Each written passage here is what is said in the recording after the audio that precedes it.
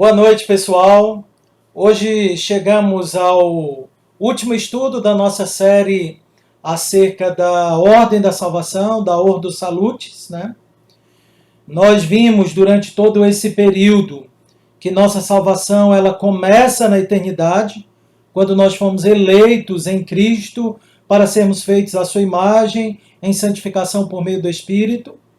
Vimos que a nossa salvação, né, tem início na eleição eterna, ela passa pelo tempo, é aplicada a nós aqui, consumada por Cristo aqui, e ela alcança a sua conclusão no irromper da eternidade futura, na consumação dos séculos. E é o assunto que nós iremos tratar hoje, que é a glorificação dos santos, né? Então é para lá que estamos sendo conduzidos, né?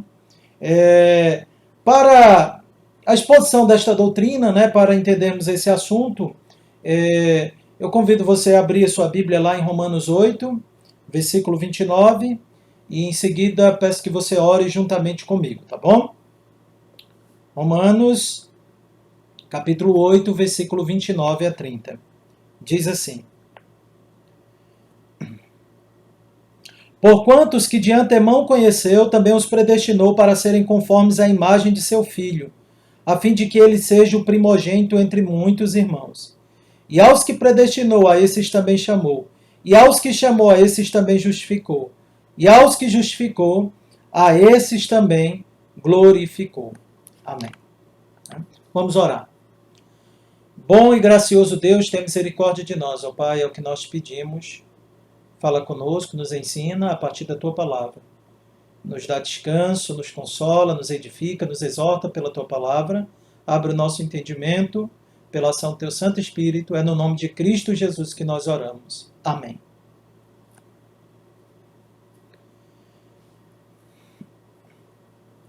Queridos, como disse Davis Huckabee, né, a glorificação dos santos é o final da corrente de ouro da graça divina, que começa com a pré-ordenação e predestinação. Então, por isso começamos na nossa série de estudos com a eleição e agora nós concluímos com a glorificação dos santos, né? E o nosso texto lido, ele deixou extremamente claro isso, né? Ele diz, e aos que predestinou, a esses também chamou, aos que chamou, a esses também justificou, e aos que justificou, a esses também glorificou. Perceba que a linguagem aqui, né, traduzida para o nosso português como se fosse no tempo passado, a ideia do texto grego ainda é mais profunda, é mostrar algo que de fato já foi concluído, consumado, é certo, né? E o que melhor expressa isso é o tempo pretérito, né? Como algo que já ocorreu, porque do ponto de vista celestial é isso mesmo. Aqueles que Deus predestinou, não há dúvida de que serão glorificados, ok? Mas a glorificação, então, é esse último estágio desta longa jornada da nossa salvação, tá bom? Então, a primeira coisa que nós precisamos entender é o que é essa glorificação. O que significa isso, ser glorificado?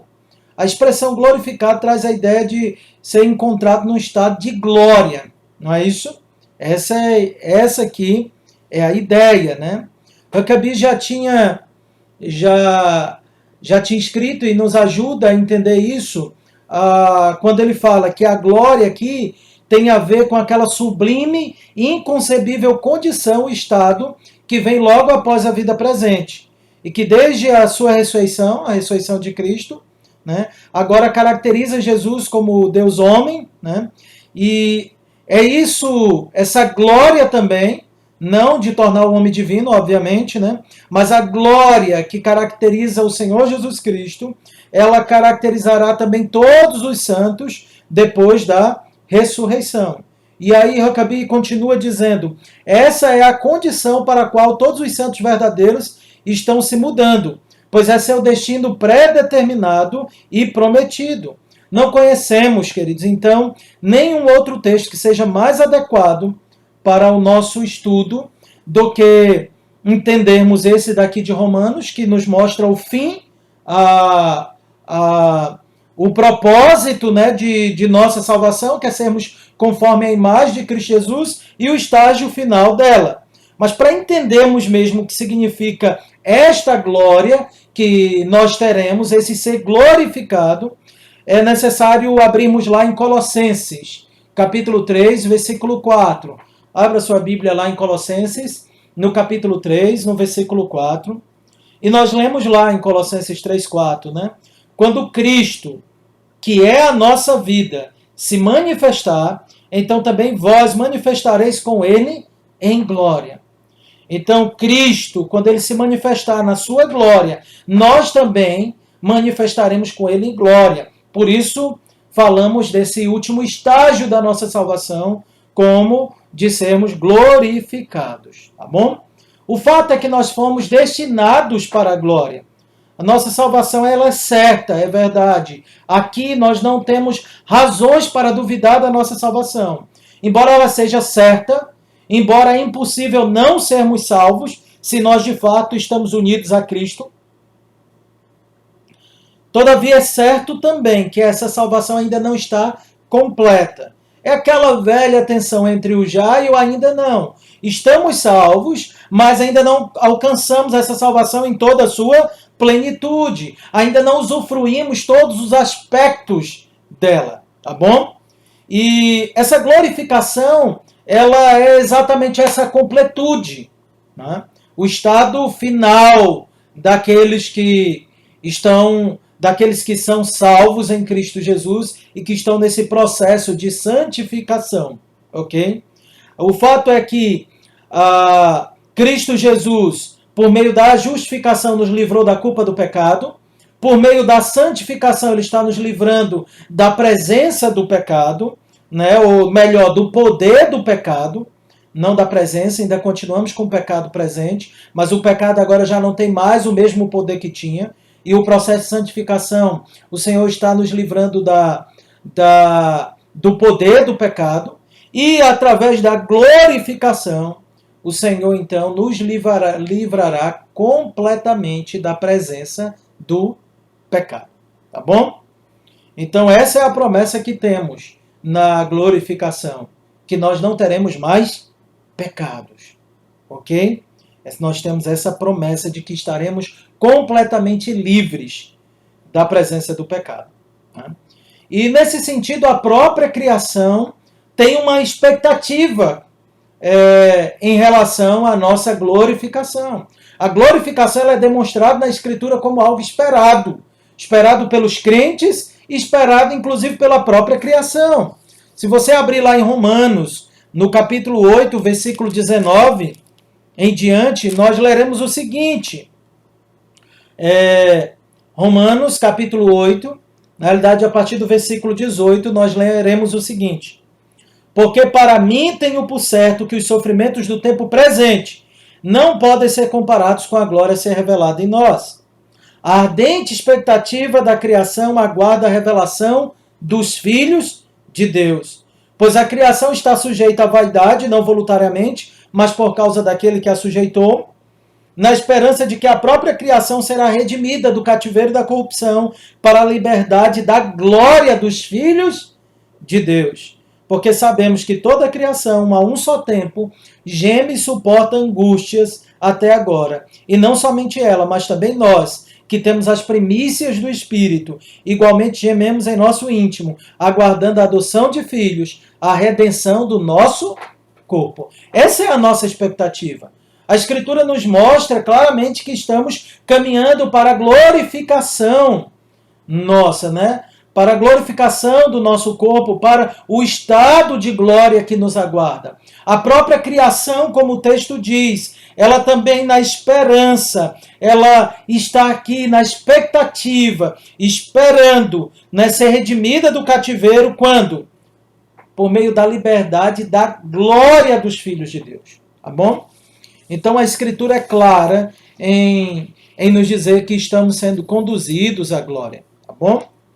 Dito isso, então, uma primeira coisa que nós precisamos entender acerca da nossa glorificação é qual é a base dela. Tá bom?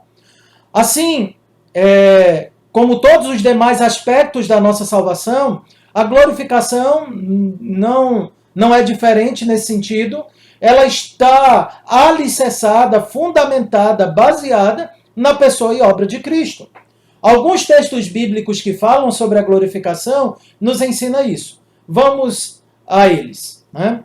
Então, o primeiro, que eu já citei anteriormente, Colossenses 3,4, ok?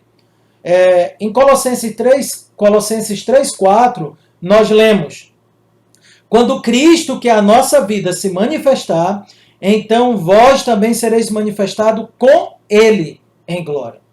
Então, só seremos manifestados em glória por causa dele. É com ele. Ele é a nossa glória. E é por meio dele que nós seremos glorificados. Em 1 de Pedro, capítulo 5, versículo 10, encontramos essa verdade também colocada ali em outros termos. 1 de Pedro, capítulo 5, versículo 10, nós lemos: ora, o Deus de toda graça, que em Cristo vos chamou à sua eterna glória, depois de ter sofrido por um pouco, ele mesmo vos há de aperfeiçoar, firmar, fortificar e fundamentar. Veja, o Deus de toda graça, que em Cristo vos chamou para a sua eterna glória. Então é por meio dele, é em Cristo, ok? Em 2 Tessalonicenses, no capítulo 2, versículo 13 e 14, encontramos também esta mesma verdade sendo colocada nos seguintes termos. 2 Tessalonicenses, capítulo 2, versículo de 13 a 14, diz: entretanto, devemos sempre dar graças a Deus por vós, irmãos amados pelo Senhor, porque Deus vos escolheu desde o princípio para a salvação, pela santificação do Espírito e fé na verdade, para o que também vos chamou mediante o nosso Evangelho, para alcançardes a glória de nosso Senhor Jesus Cristo. Então é por meio de quem? Por meio do Evangelho do nosso Senhor Jesus Cristo. É crendo no Evangelho, isto é, crendo na obra de Cristo. É por meio de Cristo que nós seremos glorificados. Não é à toa que a glorificação ela é descrita lá em Romanos 8,30 após o que? A justificação. Tá bom? Ainda vemos outros textos que corroboram isso. Filipenses 3, versículo 20 a 21. Em Filipenses 3, versículo 20 a 21, nós lemos o seguinte, né? Pois a nossa pátria está nos céus, de onde também aguardamos o Salvador, o Senhor Jesus Cristo, o qual transformará o nosso corpo de humilhação para ser igual ao corpo de sua glória, segundo a eficácia do seu poder, que ele tem de até subordinar a si todas as coisas. Então, quem é que nos glorificará? É o Senhor Jesus Cristo. É claro que essa obra é da Trindade Santíssima, mas perceba que, como a nossa glorificação ela está alicerçada no poder de Cristo. É o que o texto de Filipenses 3, 20 e 21 nos disse. Então, ele nos transformará o nosso corpo de humilhação igual, semelhante ao seu corpo de glória, pela eficácia do seu poder. Ok? Então, e por fim, lá em Judas, só tem um capítulo, Judas, no versículo 24 a 25, nós ainda lemos: ora, aquele que é poderoso para vos guardar de tropeços e para vos apresentar com exultação, imaculados diante da sua glória, ao único Deus, nosso Salvador, mediante Jesus Cristo, Senhor nosso, glória, majestade, império e soberania, antes de todas as eras, e agora, e por todos os séculos. Então perceba, aquele que é poderoso para nos guardar de tropeço e nos apresentar com exultação, imaculados diante dele, né? Diante da sua glória. Aí o texto diz que é mediante Jesus Cristo. Não há dúvidas, queridos, que a nossa glorificação, o nosso estado de glória que nos aguarda, ele não é de se espantar que ele esteja fundamentado na obra de Cristo. Tudo que ocorre de bom conosco é por causa de Cristo. É porque nos encontramos nele. Ok? Então a nossa salvação começa com Cristo. E ela se conclui com Cristo. Tá bom? A pergunta que se segue agora é: quando se dará essa glorificação? Essa é uma pergunta importante. Até mesmo porque tem havido algumas má interpretações na história sobre isso. O meu objetivo não é se deter tanto nos conflitos, nos debates teológicos, mas apenas pontuar o que a Escritura nos ensina. O que ela diz que ela afirma acerca do tempo da glorificação do nosso corpo. Ok? Nós vamos fazer isso, nós vamos entender essa questão do tempo através também de alguns textos bíblicos que jogará luz ao nosso entendimento, tá bom? Se nós abrirmos em Romanos 9, versículo 23, nós lemos lá em Romanos 9, versículo 23, nós lemos assim, que o Senhor, a fim de que também desse a conhecer as riquezas de sua glória em vasos de misericórdia, que para a glória de antemão preparou.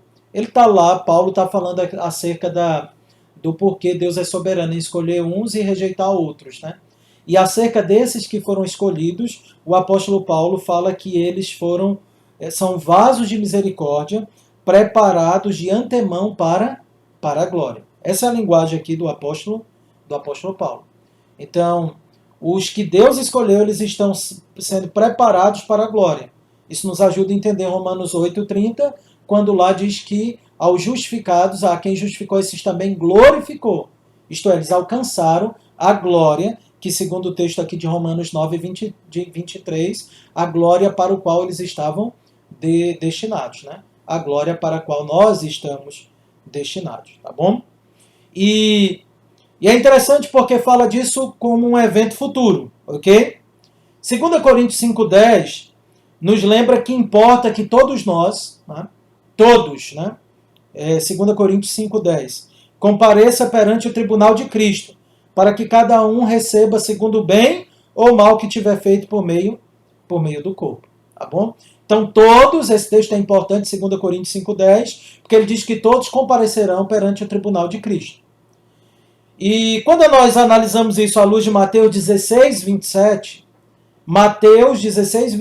há outros textos bíblicos que também demonstram isso, mas Mateus 16, 27 diz assim: porque o Filho do Homem há de vir na glória de seu Pai com os seus anjos, e então retribuirá a cada um conforme as suas obras. Então o Filho do Homem virá na sua glória, na glória de seu Pai, com seus anjos, e então retribuirá a cada um conforme as suas obras. Tá bom? Então fomos destinados para a glória. Haverá um dia em que todos comparecerão perante o tribunal de Cristo, e nesse dia Cristo estará lá com toda a sua glória. Ok? E aí, quando nós abrimos Mateus 19, 28, nós lemos o seguinte, Mateus 19, 28. Diz assim, Mateus 19, 28. Jesus lhe respondeu: em verdade vos digo que vós, os que me seguistes, quando na regeneração o Filho do Homem se assentar no trono de sua glória, lembra que ele vem em glória? Então, quando o Filho do Homem se assentar no trono de sua glória, também vos assentareis em 12 tronos para julgar as 12 tribos de Israel. Essa promessa é dada aos discípulos, ela é estendida à igreja, mas veja, na glória de Cristo, vemos que os discípulos de Cristo também se assentarão juntamente com ele em glória. Tá bom? E aí, para casarmos todos esses textos, há para um texto que ele é extremamente importante, que é 1 Tessalonicenses, capítulo 4, versículo de 13 a 17. Primeira carta do apóstolo Paulo aos Tessalonicenses, capítulo 4, versículo 13 a 17. Diz assim: não queremos, porém, irmãos, que sejais ignorantes com respeito aos que dormem, para não vos entristecerdes como os demais, que não têm esperança. Pois se cremos que Jesus morreu e ressuscitou, assim também Deus, mediante Jesus, trará em sua companhia os que dormem. Ora, ainda vos declaramos, por palavra do Senhor, isto: nós, os vivos, os que ficarmos até a vinda do Senhor, de modo algum precederemos os que dormem. Porquanto o Senhor mesmo, dada a sua palavra de ordem, ouvida a voz do arcanjo, e ressoada a trombeta de Deus, descerá dos céus, e os mortos em Cristo ressuscitarão primeiro. Depois nós, os vivos que ficarmos, seremos arrebatados juntamente com ele entre as nuvens, para o encontro do Senhor nos ares, e assim estaremos para sempre com o Senhor. Ok? Então esse texto ele é interessante, porque ele mostra quando é que todos nós seremos transformados. Né? Então, alguns ressuscitarão já em glória, e veremos isso logo mais à frente à luz de outros textos bíblicos, de outro texto bíblico. E os que estiverem vivos no dia da ressurreição, eles serão transformados. Né? E aí o texto diz, né? Os mortos em Cristo ressuscitarão primeiro, depois nós, os vivos, os que ficarmos, seremos arrebatados juntamente com eles, entre nuvens, para o encontro do Senhor nos ares, e assim estaremos para sempre com o Senhor. Esse texto é interessante porque ele tira alguns mitos evangélicos que se têm criado. Um deles é a ideia de um arrebatamento secreto, né? Que haverá lá na consumação. Uns serão apanhados, outros deixados. Ok? O que há geralmente é uma má interpretação de um texto de Mateus que fala acerca da destruição dos judeus, né? Que não está falando de arrebatamento, né? Na parousia, isto é, no encontro com o Senhor Jesus nos ares, né? Na vinda do nosso Senhor Jesus Cristo. E esse texto aqui ele é claro. Quando é que haverá esse arrebatamento? A palavra que é arrebatar é literalmente ser tomado. Tomado abruptamente, tomado com força. Mas será algo secreto? Não. O texto diz que, dada a palavra de ordem, ouvido a voz do arcanjo, a ressoar e ressoada a trombeta de Deus, ele descerá dos céus. Então Cristo descerá dos céus, haverá esse soar da trombeta, que nós não entendemos direito como é que vai ser, mas deixa claro que não será um evento invisível e nem inaudível, né? Pelo contrário, todos verão, e essa é a promessa, e todos escutarão. E aí, nesse momento, os que ressuscitarem com Cristo, né? Que os que vierem com Cristo na sua glória, que eles ressuscitarem, e os que estiverem vivos em Cristo Jesus serão transformados. Então os ressurretos em glória e os transformados, e os vivos transformados, eles irão ao encontro do Senhor nos ares. Então quando é que se dará essa glorificação? Na vinda de Cristo, que será concomitante com a ressurreição dos mortos, ok? E com a transformação dos nossos corpos. Lá em 1 Coríntios, nós já veremos, essa ressurreição ela também será uma ressurreição gloriosa. Então, aqueles que morrem em Cristo já ressuscitarão em glória. E nós, diz o texto aqui de Tessalonicenses, seremos, nós, eu digo, se o Senhor vier e estivermos vivos, então os vivos, na volta de Cristo, serão transformados. Tá bom? Então esse é o tempo. Na vinda de Cristo, que se dará junto com a ressurreição dos mortos, assim também será a transformação daqueles que não tiverem morrido ainda, quando Cristo vier. Mas o fato é que tanto os que ressuscitam, quanto os que estiverem vivos na vinda de Cristo, serão todos transformados. Tá bom? Outra coisa que é importante pontuar é que há uma íntima relação entre a transformação dos santos, daqueles que estão em Cristo Jesus, com a glória do próprio Cristo, tá bom? Isso se deve por nossa união com Ele. Se lembra lá de Efésios 2, versículo 6, que diz assim, e juntamente com Ele, nos ressuscitou e nos fez assentar nos lugares celestiais em Cristo Jesus.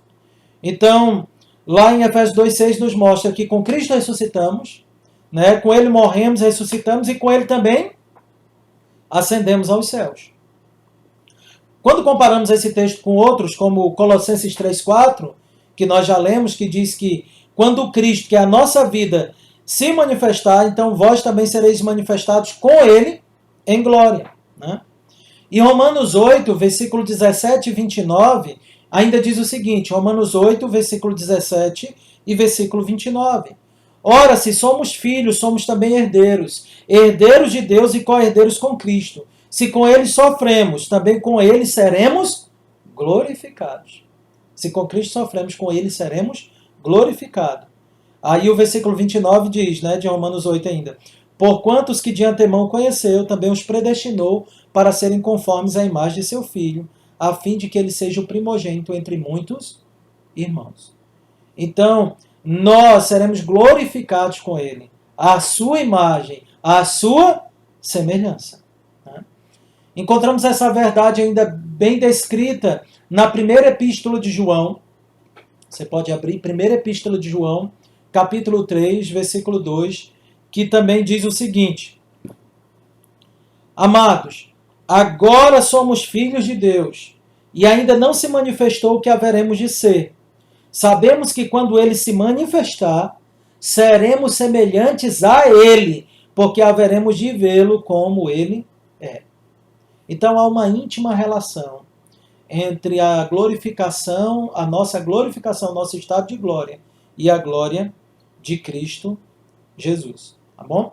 Isso é bem percebido através agora do quarto e último ponto, né? Que é o resultado da glorificação. Como é que nós seremos glorificados? O que ocorrerá conosco? O que ocorrerá com o nosso corpo? O que ocorrerá, né, com nossa identidade humana, digamos assim? Ela será alterada? Obviamente não, mas haverá algumas mudanças. Há alguns pontos de contato e alguns pontos também de rupturas entre a nossa atual vida, o nosso atual corpo e o nosso corpo glorificado. Tá bom? Mas de antemão é necessário entender que o padrão da glorificação do nosso corpo não é outro senão o Senhor Jesus Cristo. Tá bom? Você lembra de Filipenses 3, 21? Já citei ele aqui. Ele nos traz uma informação importante aqui nesse ponto, porque Filipenses 3, 21 vai dizer: o qual transformará o nosso corpo de humilhação para ser igual ao corpo da sua glória. Entenderam? Segundo a eficácia do seu poder. Então seremos transformados para ser igual ao corpo dele, porque estamos sendo feitos à imagem dele. Essa imagem implica tantas questões morais, a nossa santidade, mas também há uma relação disso com a ressurreição de Cristo e a nossa ressurreição. Por exemplo, 1 Coríntios capítulo 15, versículo 20 e 23. Abram lá. 1 Coríntios 15, versículo 20 e 23. Eu estou repetindo assim para vocês, para dar tempo vocês encontrarem, né? Eu acho que ainda estou sendo muito rápido, mas depois vocês escutem o vídeo, ao final ele estará disponível, e aí vocês podem voltar se quiserem pegar algumas referências, tá bom? Então, 1 Coríntios capítulo 15, versículo 20 a 23. Diz assim: Mas de fato Cristo ressuscitou dentre os mortos, sendo ele as primícias dos que dormem. Cada um, porém, por sua própria ordem, né? Ressuscitará, é o que o texto diz, né? Cristo as primícias, depois os que são de Cristo na sua vinda. Então esse texto é interessante porque ele mostra que a nossa ressurreição ela é semelhante à de Cristo. Ele é as primícias. Quando Paulo diz que ele é as primícias, né, o primogênito nesse sentido, o que Paulo está querendo dizer é que ele foi o primeiro a ressuscitar, como todos nós ressuscitaremos. Ele ressuscitou em glória e nós ressuscitaremos em glória. Tá bom? E isso é importante porque então o nosso texto, o texto de 1 Coríntios capítulo 15, vai nos mostrar algumas características desse corpo que eu quero aqui acompanhar com vocês para depois fazermos algumas aplicações, tá bom? Então abra lá 1 Coríntios capítulo 15, né? Eu creio que vocês já abriram. Então nós vemos algumas relações interessantes. Primeira relação aqui é da semente e da planta, que é usada aqui por Paulo para falar da nossa ressurreição final, da nossa glorificação.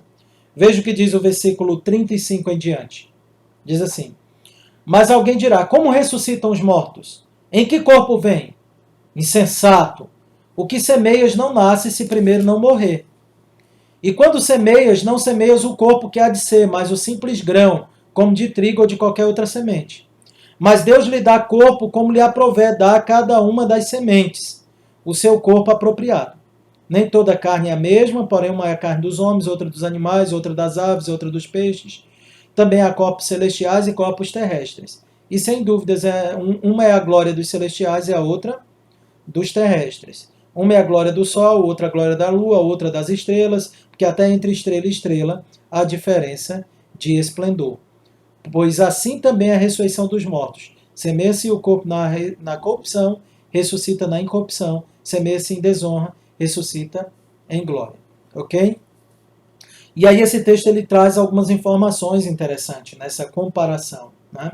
Então ele compara o nosso corpo atual como uma semente e o corpo glorificado no estado de glória como uma planta. Aí Paulo faz alguns paralelos que é interessante.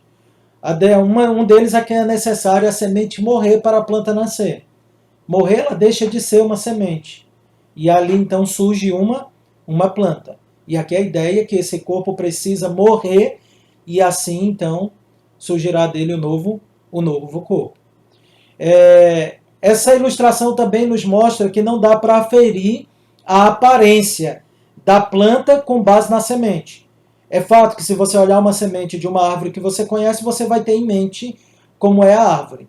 Mas se você pegar uma semente de alguma planta que você não conhece, você não sabe dizer como será a planta, o modelo dela, o tipo dela, o fenótipo dela, a partir da semente, ok? Mas na semente tem toda a informação necessária para o surgimento da planta, tá ok?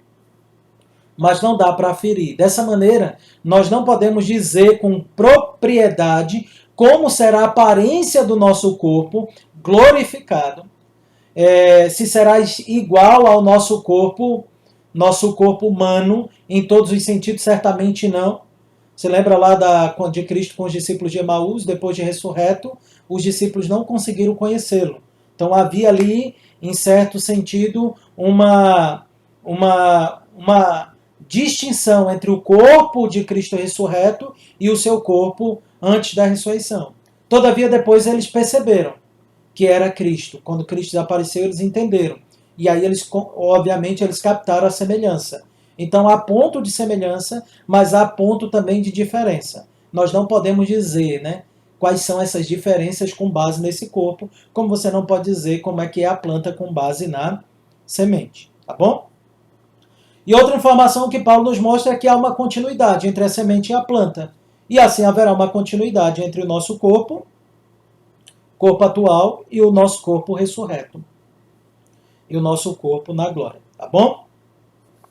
Dito isso, na nossa leitura, Paulo também nos dá algumas informações sobre o nosso novo corpo, sobre o nosso novo estado. E ele diz isso no versículo 42, que semeia-se o corpo na corrupção e ressuscita-se na incorrupção. Anthony Hockman diz algo interessante nesse sentido, né? Nós não estaremos mais a caminho de uma morte certa. A ideia aqui da corrupção é trazer a ideia daquilo que mata esse corpo. Como que uma traça que corrompe, que corrói, como a velhice, como as enfermidades, como as doenças. Então esse corpo ele é plantado assim, né? Ele é um corpo corruptível, ele é um corpo perecível, essa é a ideia. O nosso corpo perece, mas o corpo que nós obteremos não irá perecer. Ele não envelhecerá, né? Ele não se desgastará, ele não será corrompido. Então essa é uma primeira informação que o apóstolo Paulo nos dá. A segunda informação, no versículo 43, é que diz: semeia-se em fraqueza e ressuscita em poder. Ora, ou melhor, ainda no versículo 42, perdão, ele diz: semeia-se em desonra e ressuscita em glória. Esse corpo ele é vergonhoso, né?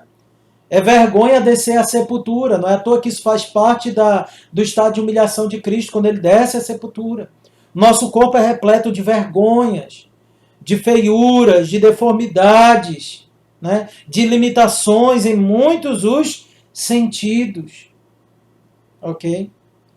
Mas é dito que esse corpo será plantado assim, na desonra, na vergonha. Mas ele ressuscitará em glória. Aí você se lembra do texto de Filipenses 3, 21. Nós seremos manifestados com Cristo em glória. Né? Essa glória ela tem um aspecto tanto interior quanto exterior. Ela diz respeito tanto ao brilho, né, de Cristo que estará em nós. Nós estaremos resplandecentes. Lembra quando Cristo está no monte da transfiguração, ali em glória? Né? Então esse resplendor certamente também nos tomará. Todavia, ela também é uma glória interior. Nesse sentido, a vergonha do pecado já não mais obliterará a imagem de Deus em nós.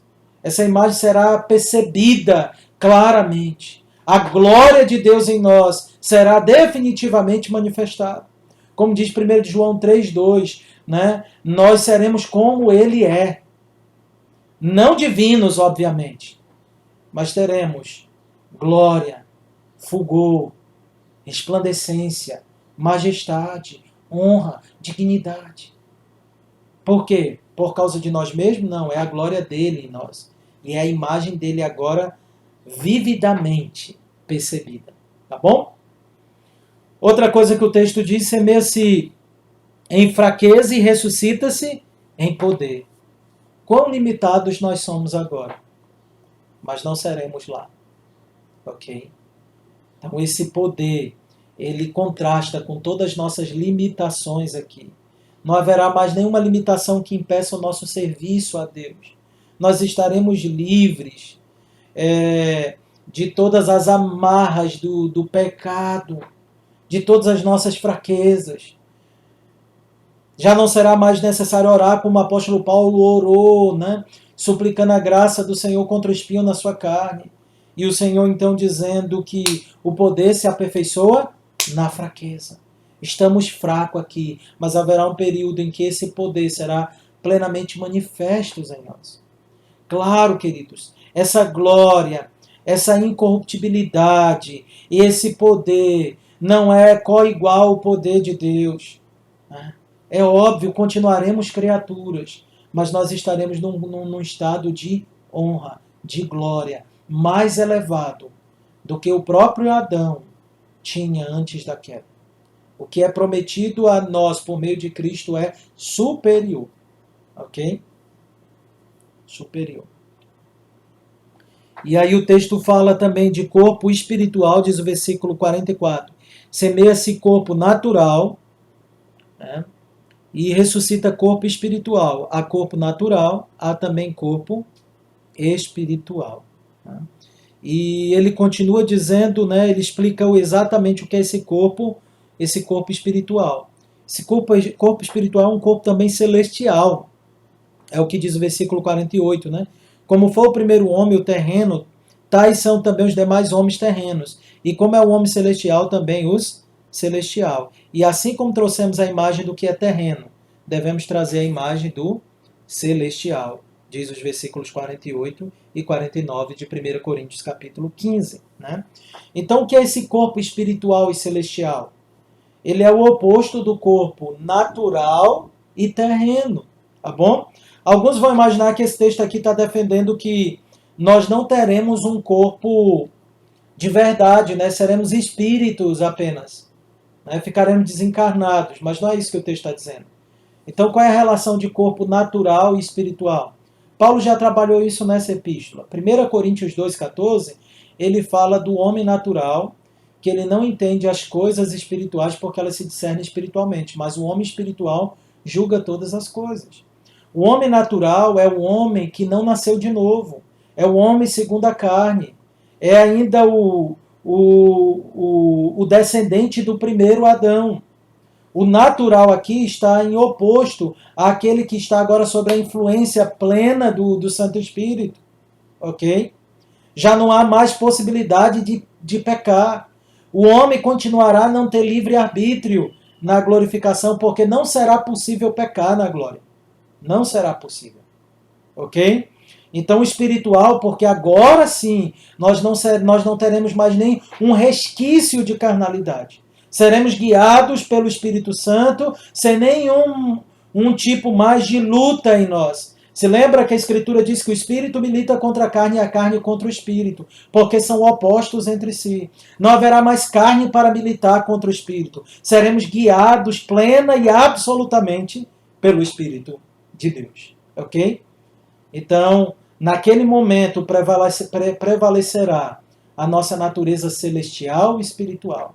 O nosso novo nascimento é retratado assim. Cristo diz a Nicodemos que ele precisava nascer do Espírito, nascer do alto, nascer de Deus. Né? E vemos que a regeneração é exatamente isso. É um novo nascimento, é nascer do Espírito, é nascer dos céus, é nascer de Deus. Contudo, devido à presença do pecado ainda aqui, nós cedemos muito à carnalidade. Nós ainda pecamos, satisfazemos muito o velho homem. Mas o que nos é prometido aqui é que isso não haverá mais na eternidade. Paulo deixa claro isso. Veja o versículo 45 de 1 Coríntios 15, né? Ao explicar o que é esse homem espiritual. Pois assim está escrito: o primeiro homem Adão foi feito alma vivente, o último Adão, porém, espírito vivificante. Mas não é primeiro o espiritual, e sim o natural, depois o espiritual. O primeiro homem formado da terra, o terreno, o segundo é do céu. Essa é a linguagem, queridos. Cristo, ele é o homem aqui espiritual, o espírito vivificante. Mas quando ele ressuscitou, ele não tinha corpo? Claro que tinha. Vocês sabem disso muito bem, ok? Você lembra do que está lá em Lucas 24, versículo 38 a 43? Cristo, as primícias do que dorme, né? Então, aquele que ressuscitou, como nós ressuscitaremos. Veja lá Lucas 24, versículo 38 a 43. Nós lemos o seguinte: mas ele lhes disse: por que estáis perturbados? E por que sobem dúvidas ao vosso coração? Vede as minhas mãos e os meus pés, que sou eu mesmo. Apalpai-me e verificai, porque um espírito não tem carne nem ossos, como vedes que eu tenho. E por não acreditarem eles ainda, por causa da alegria e estando admirados, Jesus lhe disse: tendes aqui alguma coisa para comer? E então lhe apresentaram um pedaço de peixe assado e um favo de mel. E ele comeu na presença deles, dizendo isto, né? E mostrou-lhes as mãos e os pés. Ok? Então comeu na presença dele e mostrou-lhes as mãos e os pés. Veja, queridos, como ele tem corpo. Ele ressuscitou com corpo. Inclusive, ele comeu. Não é à toa que nos é prometido uma ceia na grande festa das bodas do Cordeiro. Então, comeremos. Obviamente, não talvez por necessidade, porque não existe a possibilidade de ter mais fome. E essa é uma promessa. Então, não comeremos mais porque somos débeis e fracos. Mas continuaremos com corpos, porque Cristo teve corpo. E nós teremos corpo, diz o texto de 1 Coríntios 15, versículo 44. Nós teremos um corpo, mas um corpo agora espiritual. Um corpo agora que não é mais dado ao pecado, mas guiado absolutamente pelo Espírito de Deus. Ok? Então esse é o fato. É isso que a Escritura, então, nos mostra. Nós teremos um corpo. Enfim, queridos, é isso. Essa é a promessa. Algumas bênçãos alcançam essa promessa, né? Teremos um corpo glorificado, nosso estado de glória, seremos como Cristo é. Há algo mais glorioso do que isso? Não teremos mais possibilidade de pecar, não pecaremos em hipótese alguma, né? Seremos completamente governados. O nosso corpo será completamente governado pelo Espírito Santo. As nossas lutas, queridos, acabarão. Há dois textos que eu gostaria de concluir com eles, que nos lembra bem essa verdade, né? A nossa esperança. É 2 Coríntios 5, versículo de 1 a 9. 2 Coríntios 5, versículo de 1 a 9 diz assim. 2 Coríntios 5, versículo de 1 a 9. Acompanhe a leitura. Sabemos que se a nossa casa terrestre deste tabernáculo se desfizer, temos da parte de Deus um edifício, casa não feita por mãos, mas eterna nos céus. E por isso, neste tabernáculo, isto é, nesse corpo, queridos, nesse corpo, gememos, aspirando por sermos revestidos da nossa habitação celestial. Se todavia formos encontrados vestidos e não nus. Pois, na verdade, os que estamos neste tabernáculo gememos angustiados, não por queremos ser despidos, mas revestidos, para que o mortal seja absorvido pela vida. Ora, foi o próprio Deus quem nos preparou para isso, outorgando-nos o penhor do Espírito. Temos, portanto, sempre bom ânimo, sabendo que enquanto no corpo estamos ausentes do Senhor, visto que andamos por fé e não pelo que vemos. Entretanto, estamos em plena confiança, preferindo deixar o corpo e habitar com o Senhor. É por isso que também nos esforçamos, quer presentes, quer ausentes, para lhe sermos agradáveis. Essa é a minha esperança e a sua esperança. Em períodos de crises, de assolações, de devastações, de calamidades, de pragas, de toda sorte de aflições, nós temos essa certeza de que nós gememos, de que o nosso corpo, ele clama por ser revestido da glória de Cristo Jesus, por alcançarmos o estado final para o qual nós estamos destinados, isto é a glória. Essa glória não é a glória de Deus, nós não seremos deuses, nós não roubaremos a glória dele, mas é a glória dele refletindo em nós, é a glória de Cristo resplandecendo através de nós. É aqui que está a nossa glória quando nós estamos refletindo a glória dele. Não é à toa que a Escritura diz, aquele que se glorie-se no Senhor. Outro momento diz que eu não devo me gloriar senão na cruz de Cristo. A glória dele é a minha glória. Eu não devo viver essa vida buscando glórias, buscando tesouros, buscando prazeres nessa vida por mim mesmo, como se esses prazeres fossem o fim de tudo. É óbvio que há lugar para o prazer, é óbvio que há lugar para a alegria, que a alegria maior do que essa de pertencermos a Cristo, sermos preservados por ele e herdarmos a glória dele e sermos como ele é. É claro que devemos ser alegres, é claro que devemos usufruir os prazeres momentâneos que nós temos aqui, mas esses prazeres não podem ser o fim da nossa vida, em hipótese alguma. Mas isso nos ajuda a lidar com as nossas aflições, com as nossas angústias, com o nosso sofrimento, porque nós temos uma esperança gloriosa. E por isso eu concluo então com o texto de 2 Coríntios capítulo 4, no versículo 16 em diante, diz assim.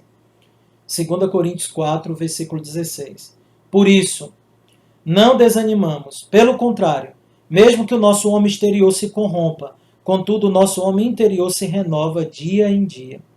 Porque a nossa leve e momentânea tribulação produz para nós eterno peso de glória, acima de toda comparação, não atentando nós nas coisas que se veem, mas nas que se não veem, porque as que se veem são temporais, e as que se não veem são eternas. A nossa vida, queridos, o nosso sofrimento, se sofremos em Cristo e por amor a Ele, é um eterno acumular peso de glória. Olhe para o futuro, olhe para Cristo, olhe para a promessa gloriosa, olhe para o dia que eu e você seremos como Ele é. Agora, queridos, nessa nossa habitação, somos como o Eustáquio do livro do Peregrino da Alvorada, né? De C.S. Lewis, das Crônicas de Nárnia. Somos como um dragão querendo tirar a nossa pele, querendo tirar o nosso corpo. Mas haverá um dia que o nosso leão da tribo de Judá, ele rasgará esse corpo mortal e seremos revestidos da imortalidade. Seremos revestidos de glória e seremos como ele é. Por isso, queridos, se isso ocorrerá na vinda dele, o que é que nós podemos dizer senão: Maranata, ora vem, Senhor Jesus. Amém. Oremos. Gracioso e bondoso Deus, obrigado por essa palavra. Aplica a tua palavra ao nosso coração. É o que nós pedimos em nome de Cristo Jesus. Amém. Pessoal, assim está então encerrado o nosso estudo. Durante a semana eu devo comunicar qual será a nossa próxima série de estudos da terça-feira, tá bom? Nós teremos, se houver perguntas, deixe a pergunta aqui no chat mesmo do YouTube, ou o pessoal da nossa igreja pode mandar no grupo da igreja, porque aí os presbíteros e os diáconos poderão me auxiliar organizando as perguntas, porque se houver perguntas daqui a pouquinho, ok? Daqui a alguns minutinhos nós estaremos aí em uma live no Instagram para responder essas perguntas, tá ok? E se você ainda não se inscreveu no nosso canal, por favor, se inscreva. E se essa mensagem foi edificante para você, passe para outras pessoas. Vá no nosso canal também, há outras mensagens, estudos que estão sendo disponibilizados lá. Divulgue para a glória de Deus e para o benefício do povo de Deus. Tá bom? Deus abençoe a todos, pessoal. Até mais.